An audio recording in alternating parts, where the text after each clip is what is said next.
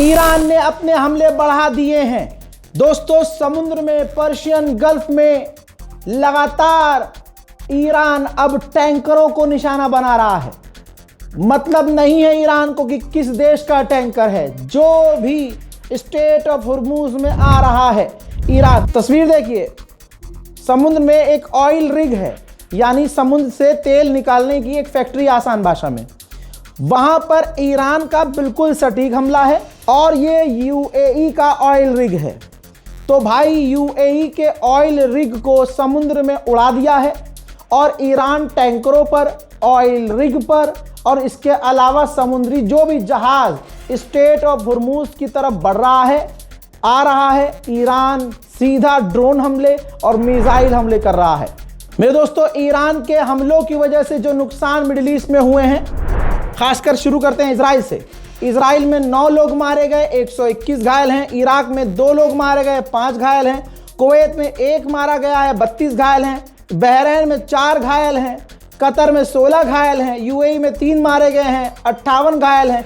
Oman में 5 घायल हैं। खुद ईरान में अमेरिका और इजराइल के हमलों की वजह से 201 लोग शहीद हुए हैं और 747 लोग घायल हैं। इसी के साथ फिलहाल अभी ईरान के करमनशाह, तेहरान, मशहद और दूसरे इलाकों में ईरान के अभी भी अमेरिका और इजराइल के हमले जारी हैं। ताज़ा तरीन ईरान पर हमलों का मंजर।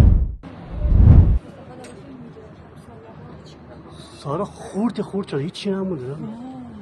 دودو باید ببینی چجوریه. ترکونده شده. همه دارن با وای خدا.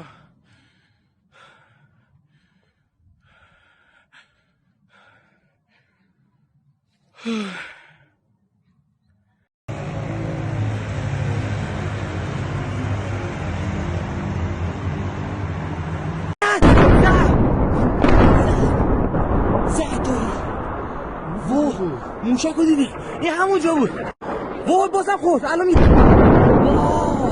وای داره میزنه. وای خدای من. بیا بریم رو بریم.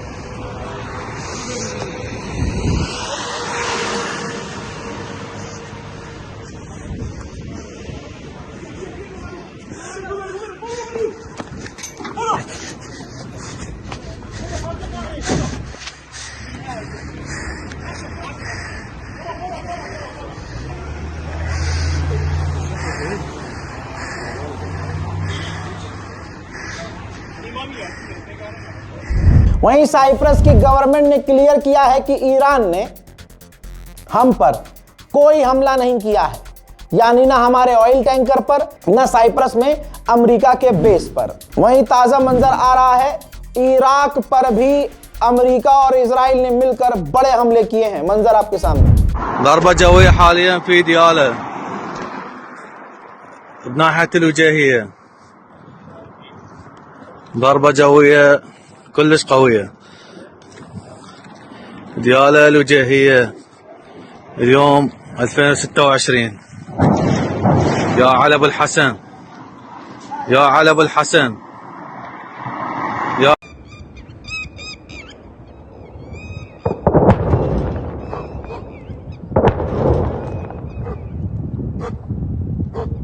يا رب استرك.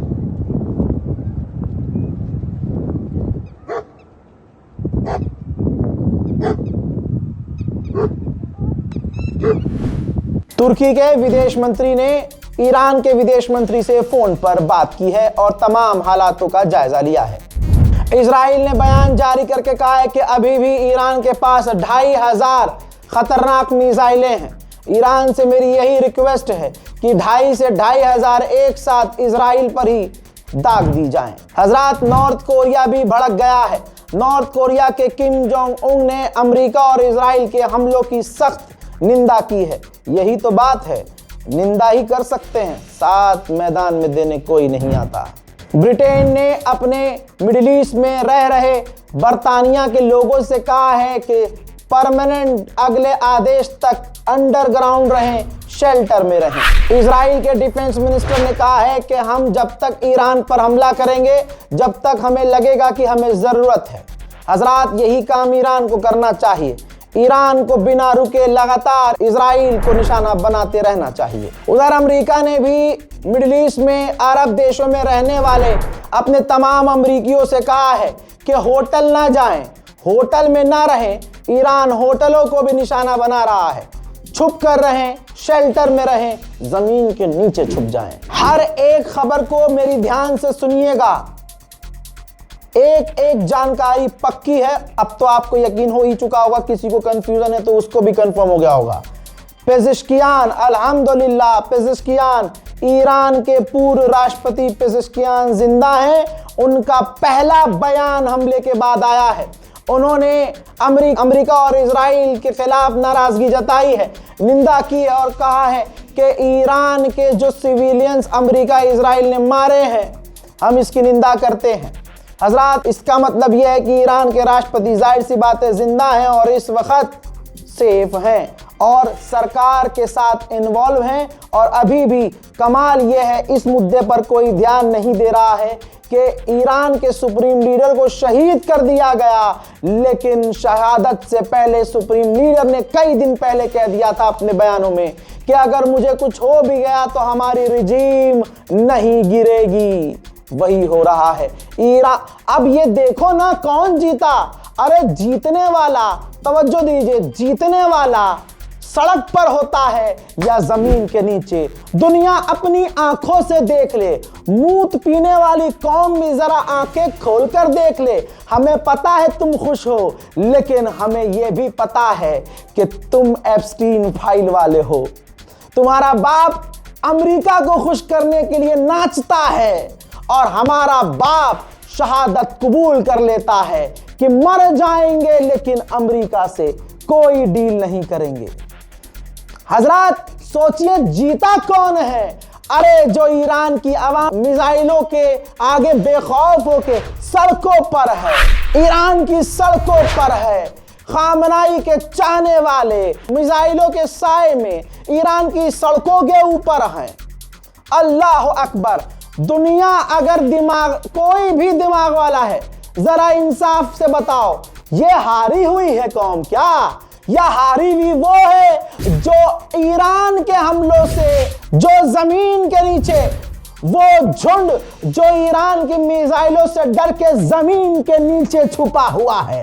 फैसला करो, जो आसमान के नीचे खड़ी है कौम वो जीती है, या जो जमीन के नीचे छुपे हुए हैं वो जीता है। इंसाफ पसंद हो तो दिल तुम्हारा सही जवाब देगा। ईरान के राष्ट्रपति माननीय पेज़ेश्कियान का दूसरा स्टेटमेंट यह है कि अमेरिका ने पूरी दुनिया के मुसलमानों से जंग छेड़ दी है। यहां एक लाइन में बोलना चाहता हूं, पूरे मुसलमानों से जंग छेड़ दी है, अरब को छोड़कर, क्योंकि ये बिन सलमान तुम्हें अगर अभी भी मुसलमान लगता है तो सलाम है आपके दिमाग। मोहतरम हज़रात, फिलहाल के इस अपडेट में इतना ही। जल्दी शेयर कीजिए, हमारे चैनल को सब्सक्राइब कीजिए। जय हिंद।